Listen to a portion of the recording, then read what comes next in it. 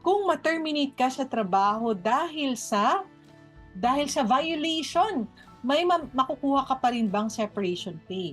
May violation meaning ikaw yung may nailabag, Ayun. no? At ikaw ay trabaho. O yun sa ating labor laws, just cause ba yun?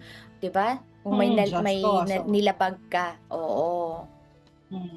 Kapag ka just cause, sa Ay, pagkaalala ko, Attorney J, wala kang makukuhang separation pay kasi may nilabag ka na nga, oo, Attorney J.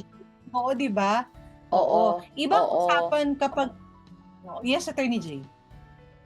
Ayun, kasi 'di ba sinasabi nga nila pagka ikaw yung may kasalanan, hindi ka naman basta-basta tatanggal, kaya nga tinawag sa batas na just cause, kasi ibig Mm. sabihin, kailangan kang tanggalin kasi, may dahilan, may makatarungang dahilan kaya Oo. nila sinasabing Oo. just cause, 'di ba? So, kung kasama doon yung, nandoon sa enumeration ng batas natin yung just cause for separation, eh yun ang, hindi ka magkakaroon nitong separation pay natin. Separation Yun ang pay. Oo. hindi ako masyadong siguradong sumagot Yes, kanina, yes. Attorney M, kasi hindi ko alam kung may mga conditions ba tayo doon sa ating separation pay.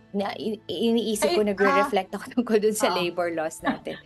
Mm. Ayan, ni-research ko kagabi, Attorney J. Kami ng aking asawa, Oo, ni-research namin.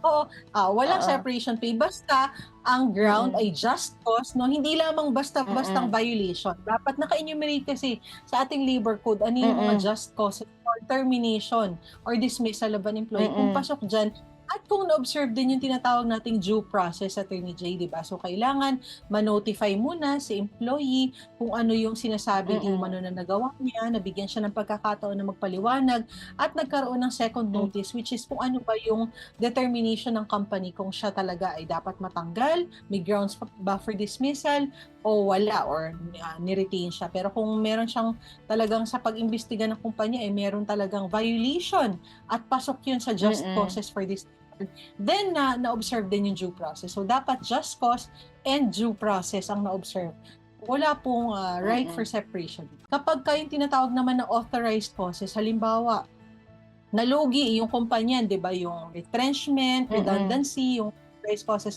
kapag ka ganun, yun po may ground para mabigyan ka ng separation pay. Kasi yun wala kang kinalaman, Attorney J, eh. Hindi mo naman ginusto na mm.